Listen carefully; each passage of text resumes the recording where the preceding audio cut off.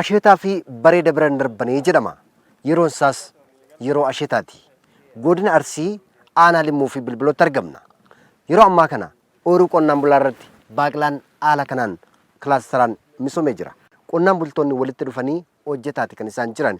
Kanaaf immoo teekinooloojii kana qonnaan bultoota biraan kan ga'e giddugala qorannoo qonnaa qolomsaati. Teekinooloojiiwwan adda addaa itti yaalamanii hubatamanii sirriin ta'uun isaanii erga mirkanaa'ee booda qonnaan bulaadhaaf kennamanidha.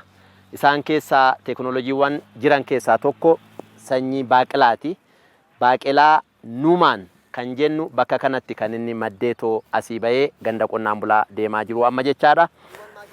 Numaan maaliif jenneef baaqelaan kun sanyiin kun numaan ba'ee asii numaan hojjetameetoo asii numatu uumee qorannoo qonna qulumsaa irratti garee qorattoota qulumsaa fi kanneen birootiin wal ta'uudhaan kan ba'e waan ta'eef numaan jedhame.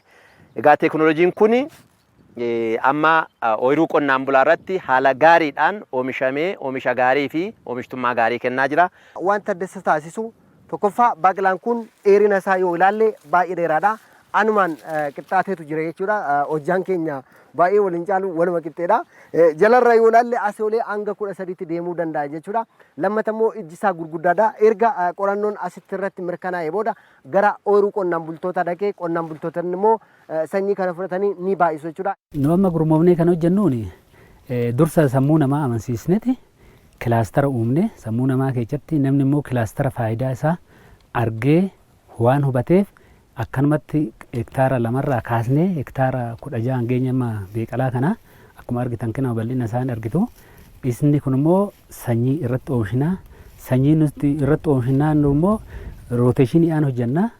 Sanyii gosa gosaatiin jechuudha. Waggaadhaan sanyii tokko maasaa tokko ooyiruu tokko irratti gizee hundan deebisnu akkasitti hojjennaa. Inni akkasitti hojjennu kun immoo maaliidhaa fi lafti akka bu'aa nuuf kennuu fi sanyiin achirraa argannu sunis akka bu'aa nuuf kennu saniif akkasitti hojjennaa.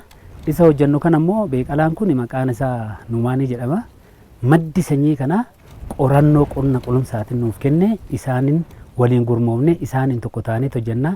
Garaagarummaa isaa sanyii duriitiif kan ammaa garaagarummaa qaba. Tokkoffaa sanyiin amma argaa jirru kun fireen isaa akkuma argaa jirtan kana fireen isaa gurguddaadha. Kan isa durii immoo fireen isaa xixiqqaadha. Akkuma firee isaa xixiqqaatutti oomishni isaatiillee hektaara irraa kan argamu sirriitti gadi bu'aadha jechuudha. Hektaara irraa naannoo kumtaala 20 kan argamu kan duraan jechuudha. Gimmaashii qarxii irraa haga 5 kan argamudha. Amma kan ammaa kana wal bira qabnee yoo ilaallu immoo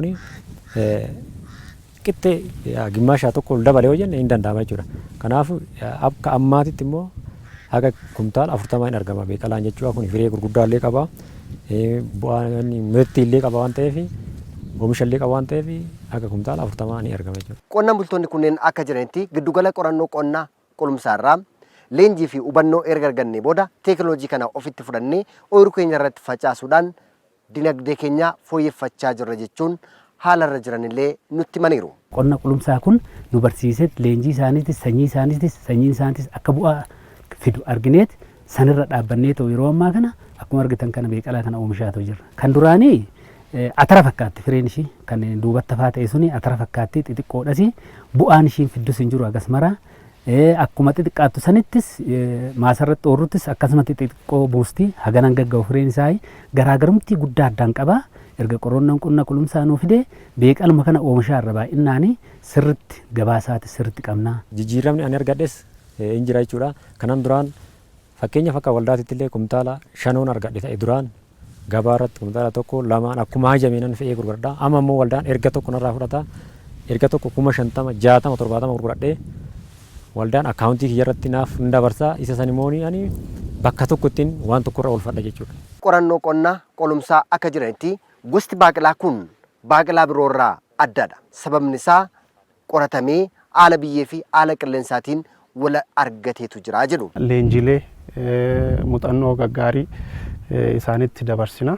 Kanaaf gama baay'eedhaan isaan hordofaa jirra. Haayilaand yookaan gara badda fi badda daree sirriitti taa'aa jechaadha baaqelli. Gosa baaqelli suni kiroosiningaan dhufe qorannoo qonnaa hoolotaa wajjin taane fireen gurguddaadha yookaan laarji siidid kan jedhamu kuni ekspoortiidhaan kaayyoon isaanii Waa'ee baaqelaa kanaa fi qonnaan bultootaaf teekinooloojii kana qaqqabsiisuu irratti giddugalli qorannoo qonna qolumsaa maal hojjetaa jira dhimma jedhu irratti egaa obbo Dabalee Dabalaa daayireektara giddugala qorannoo qonnaa qolumsaa dubbisneeti jirra. Teekinooloojii baafne teekinooloojiin sun teekinooloojii sirrii ta'uusaa hubanne hubachiifne qonnaan bulaatti kennine qonnaan bulaan bifa kanaan kilaasteraan gurmaa'ee baaqelaa facaafatee sanyii oomisha jechaadha.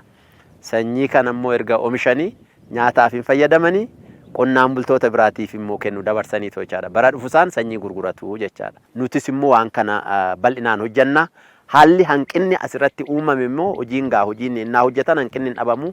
Sanammoo fooyyessinee gara fuulduraatti illee akka babal'atu illee hin taasifna jechaadha.